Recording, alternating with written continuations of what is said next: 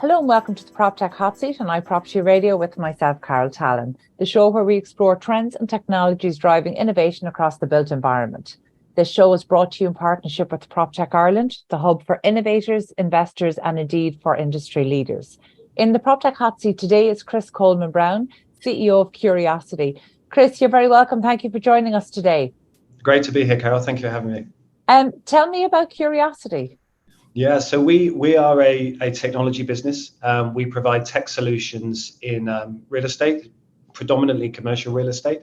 And we effectively deliver what we see as tech-led customer experience. So any process, any interaction between people and the built environment, we see there's a role for Cureoscitys to play to help our clients deliver that and make that as seamless as possible. What drove you to found Cureoscitys? Did you come from the tech or real estate background or neither? Yeah, no, real estate background, but I started outside of real estate. So my first jobs were actually in the fashion industry and automotive industry. So that's where I learned my craft around customer, and then fell into real estate. So we actually had a motor show concept at Canary Wharf in London, and then with Brookfield Properties in the US, in New York, LA and Toronto. And that's where I got the bug for real estate, because we were turning up at these commercial districts, delivering great events, and just realized there's captive audiences there of very time poor, discernible customers. So that span into my real estate career. So 10 years at JLL as part of founding, helping set up their marketing and commercialization teams within destinations. Then moved across and spent some time at British Land. And then my last kind of proper job before doing this on the corporate side was Head of Estates Europe at Lendlease. So through all those roles, I was very focused on place strategy and how places needed to work for customers. And I just got to a point where I became increasingly dissatisfied with tech and the tech choices that were out there. Going back to that automotive piece, I turned up in real estate and we were doing what we've been doing in the automotive industries 20 years ago of let's capture an email address, let's send out a newsletter, let's hope that gives some connection. And it didn't really work for me. So we said, look, what is it if there's a different way?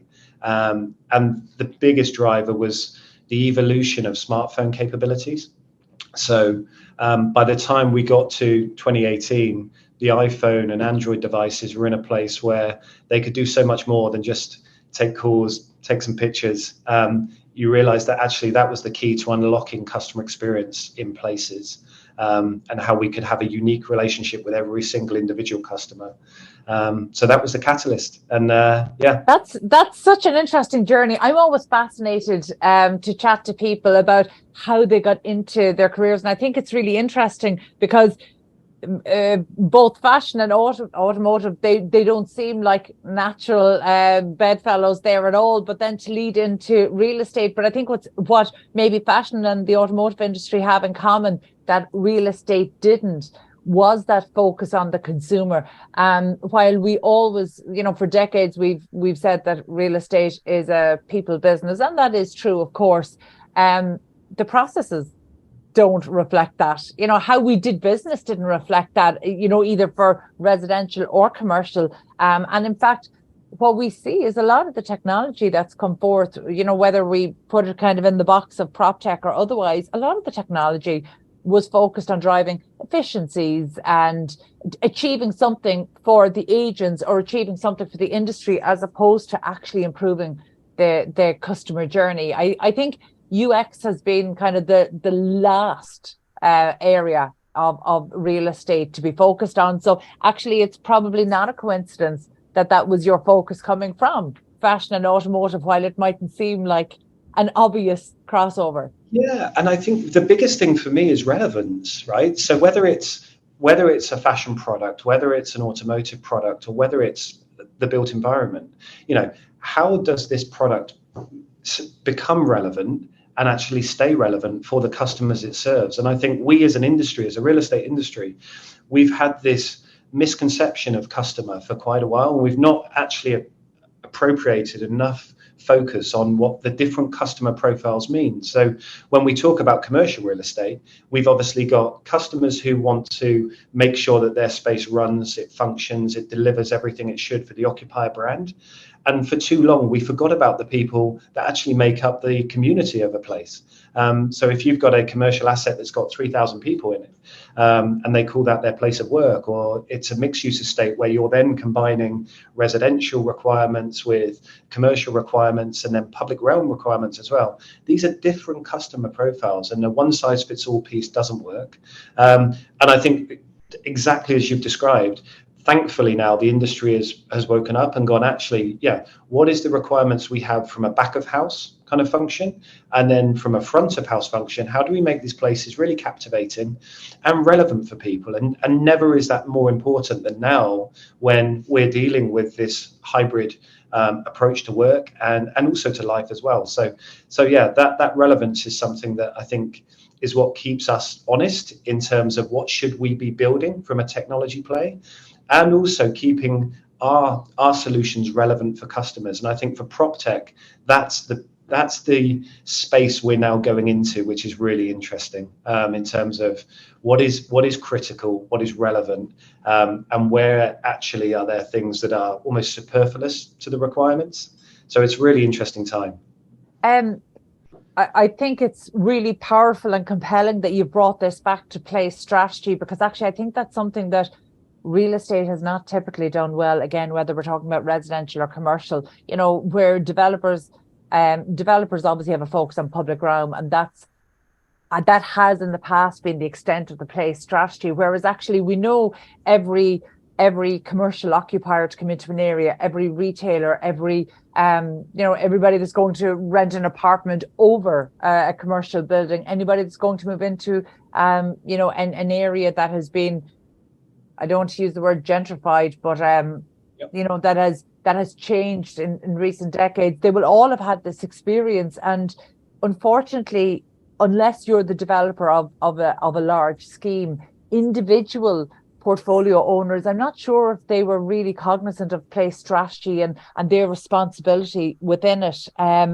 So I think that's a really interesting space that you automatically have put yourself into, because is that you bringing your clients, or is that your clients leading this?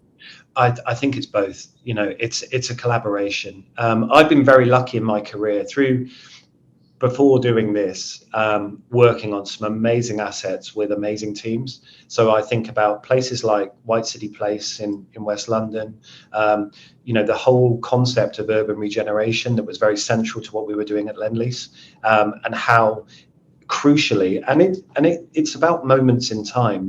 I think you're absolutely right. There was a large swathe of time where developers and the industry weren't really being held accountable for delivering places that worked, in terms of, does this resonate with the local community? Are we making sure we're creating inclusive neighborhoods? Are we creating places that people want to be a part of?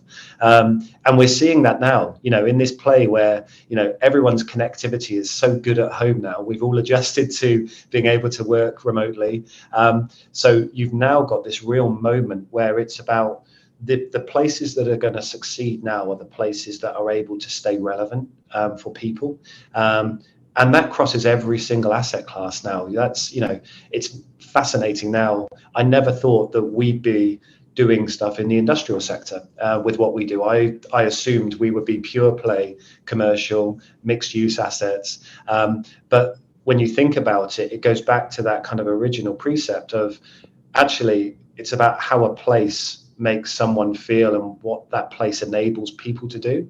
So if you pull out from there and you think about how all asset classes are going through transformation, there's a role that we can inhabit, but that collaboration is key. We're only as good as our client, and then it's for our client to challenge us to come to them with solutions. And I think a big part of our success in what we do is we have never pretended to be a silver bullet solution. We see ourselves in a really interesting place, actually, as the industry evolves, of helping to aggregate a lot of solutions that are out there so that you deliver this seamless customer experience. So we're in this really fascinating piece around, what do we need to build natively and what do we want to control? And then actually, who are the partners and providers we should collaborate with to deliver the place experience that an asset needs. So, we've got some great partnerships, and we've got some great collaborators ranging across all kinds of different areas. So from access control systems and hardware configurations at base building technology level, through building management systems, energy monitoring systems, going out to sensor provisions, car parking management. There's a whole raft of suppliers that we call upon in terms of configuring a tech solution for a place.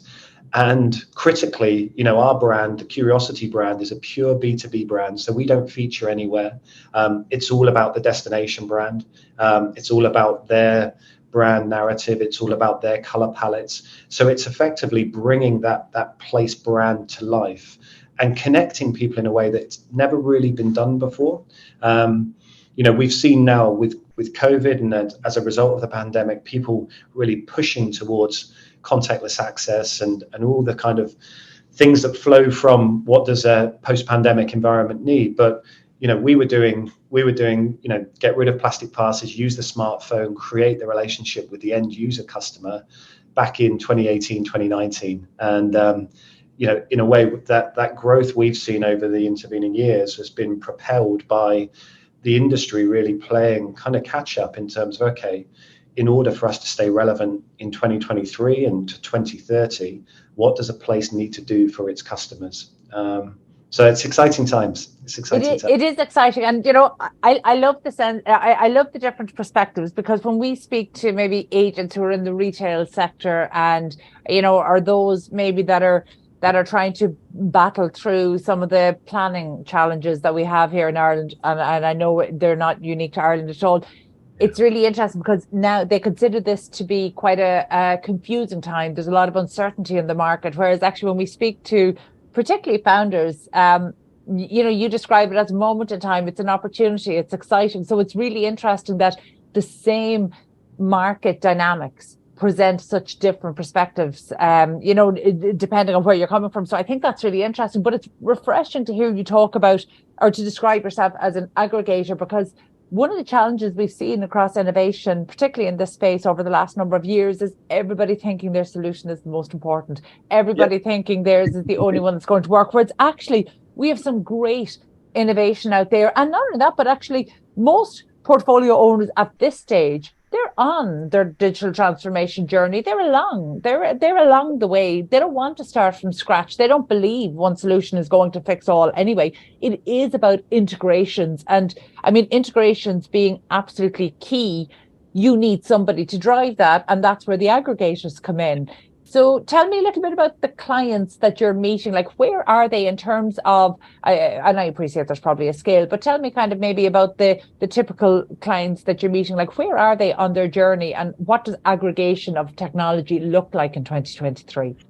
I think it's fascinating because everyone is, as we are as human beings, everyone's unique in terms of where they are. So, we've got at one end of the scale, we're dealing with clients who are very, very early, way pre-planning in terms of thinking about master plan, and actually talking to them about digital experience design in terms of actually, let's fast forward to, you've gone through all the REBA processes, you've actually delivered this place. How is this place going to work for day one for your customers? And then where do you see this place evolving to 10 years after that?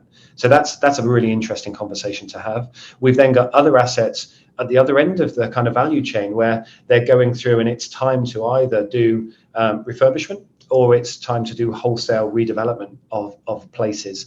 And there it's about actually coordination of the different stakeholders and thinking about how technology can play a role in tracking this through and bringing this to life. So wherever an asset is on its life cycle, be that, early stage development right the way through to redevelopment, passing through the traditional leasing cycles, passing through different ownership structures, we see there's a role for technology to play. And I think your point is exactly right. As founders, it's funny to, listen to different speakers and sit on panels with different people, and you kind of hear this notion that we're this evangelist of, this is all new and it's all fresh. And it's like, well, no, guys, this is real estate. Real estate as an industry has properly been evolving for the last 250, 300 years, but it's been going on for tens of thousands of years, right? So this is just this moment in time, and we see it's about that collaboration.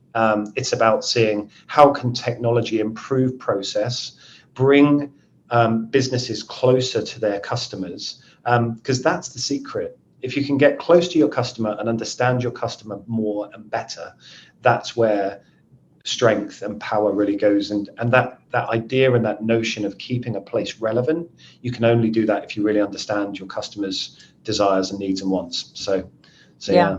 I know, and I look, that's a great point, but I suppose we have to acknowledge that real estate has been something of a laggard in terms of embracing technology. And I would suggest in terms of embracing the need for really great user experience of its product. So can you maybe just to put this in very real terms for our listeners, can you talk us through maybe one of the projects that you've been involved with and show us what it looks like when you improve the experience for consumers? Yeah, absolutely. So I think if I use an experience of one of our assets in the city, one of our earliest assets was Angel Court. So that was a redevelopment by Mitsui Fudosan, and they were the investor client, and Stanhope were the developer. So big refurbishment project, really at the heart of everything that's being done now in terms of that retain carbon strategy and making sure that you deliver a product that is right for today's market. When that building PC'd, it actually PC'd in a very traditional format in terms of how visitor management was being delivered and delivery management. So you had a plethora of different solutions, technology systems, none of which were integrated. So you might have some works being done for an occupier on one of the floors. A permit had to be raised on this system, deliveries had to be booked on this system. The whole thing was very antiquated. So we came in and we said to them, look, what we can do is we'll get the 3,000 people in that building, stop them using plastic passes, so they use their smartphone as their pass. We'll deliver this great user experience from a front-end perspective, so linking into amenities. And it's a great building. It's got, on the 7th floor, it's got an occupier lounge, it's got a roof garden terrace, it's got meeting rooms. So, absolutely one of the forerunners of what great assets look like in the commercial space today, very amenity rich. But then we also looked at the back of house function as well. So all of the visitor management, delivery management, help desk management, thinking about how that comes together. And what that changed pretty much overnight was an understanding for the investor and for the developer and the managing agent in terms of, okay, what are the pain points our customers have and how can we actually get closer to them? So it's all geared around really raising that occupier experience. That asset went live with us back in end of 2019, early 2020. So we're 3 years into the relationship, and it's now starting to go through its next iteration in terms of internal refurbishment, making sure that it stays relevant, as I sort of mentioned before. So we're guiding and supporting the client with those changes as well. And I think it's that ability to gain access to critical insight in terms of how many people are coming through my building, what are the permits, what are the help desk issues that are being raised, so you can nullify all the pain points. And then you can stay really close to those customers in terms of, okay, as you start to enter the next phase of leasing cycles, what is it that this building needs to now offer in order for it to retain the occupiers it can retain, and then also be as attractive as possible for future occupiers. So it's a very, very exciting time because never before have our clients and their agency teams had such access to insights around how places are performing. And I think that's the really exciting piece. I agree that insights are a great place to start, but only if they're actioned, only if we're actually using them. We're not working off old assumptions. We're not just doing what we've always done, actually, because certainly in the early years through PropTech Ireland, we saw a lot of data gathering. So there was a lot of information. I wouldn't say insights, but there was a lot of information. And then even when they were kind of polished into insights, I wouldn't suggest that they were used as well as they might have been. There was still that gap between what we knew we should do and what was actually being done. But I think COVID certainly has closed that gap a lot. Can you talk to me maybe about the impact that COVID has had, or what trends you're seeing post-COVID? Yeah, absolutely. And I think it's a really interesting point you make, because you're right. There was a time where we were just swimming in data, right? There was we were just drowning in it. And I think for a lot of companies, they have had to pivot. And a lot of prop tech companies are going, it's not good enough to provide just a tech solution. What you need to do is actually take that information and present it to clients in a way that they can digest it and they can deliver action plans against it as well. So that bandwidth is something that's changed. I think with COVID and the post-pandemic environment that we've been in, again, I go back to that point of relevance. I think there's some interesting debate around there at the moment of, which assets are going to be relevant in 5 years' time and which are not. And I think what we've seen is just this opening up of the choice that people have in terms of where they work and how they work. There was this notion that certainly from a London perspective, that the busiest days were going to be Tuesday, Wednesdays and Thursdays. You then actually start going deeper into those working patterns, and you see that people might come in on a Tuesday morning, bang out 4 hours of meetings, get what they need, and then go and do all of their administrative functions and their Teams calls and things back at home in the the sanctity of their home. So it's very, very interchangeable. And I think the places that will succeed in the future are those that understand that and can get to grips with that, and also offer to customers the kind of functions and capabilities that they need. Because the biggest thing we're seeing is this return to work now, because this idea that people love to have the flexibility, but we're reaching a point now where we've got a stabilization in terms of performance. So there's a recognition people need to be together again in order to drive business forward, and what that looks like and how they come together, what the space is, what these places need to offer, whether that be different types of meeting environments, collaborative space. I think gone are the days of these big open plan, battery hen desk things. It's all about collaboration and creativity when people are together. So it's exciting. The return to work conversation is a really interesting one at the moment, and it is difficult to gauge what's happening on the ground, because there are so many vested interests and so many agendas driving the commentary that I genuinely, and there's a lot of contradiction out there, and there's certainly differences between different cities, different countries. So and again, it's so agenda laden that it's very difficult to understand what the workforce wants and what the industry will accept. So it's interesting. What are you moving away from kind of all the reports that are coming out and all of these kind of heavily agenda things?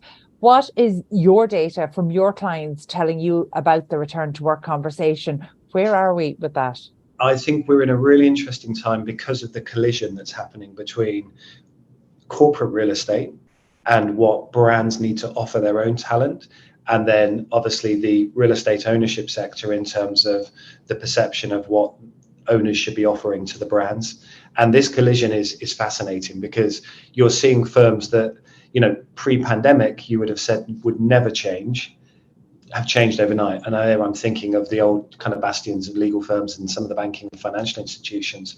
I think for us, what's really exciting is we're now being asked to look at occupier strategy as well. So up until very recently, our focus was on landlord managed areas, and it was about getting people, effectively from the street outside of a building right up to their seat. So how do they navigate their way through the landlord managed areas, go through speed gates, lift destination controls, go through occupier demise doors.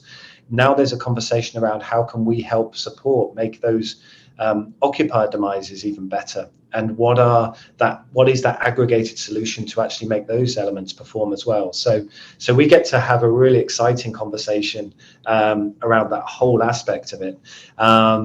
And yeah, we're seeing that. But I think the winners in this are those clients that understand that this is about change and this is about evolution. And so it's those that have the ability to work really closely with their occupiers in terms of what role does this space play as part of their own corporate real estate strategy from an occupier agenda. So it is a massive time of change, but in times of change are great opportunities as well. So as only a founder would see it. Chris, tell me, just before we finish up today, what trends are you expecting to see over the next kind of 18 to 24 months? I think we're seeing, and we will see, a more rapid consolidation of the market as this notion of PropTech, and we're already seeing the move. So, the merger of the British Property Foundation with the UK PropTech Association.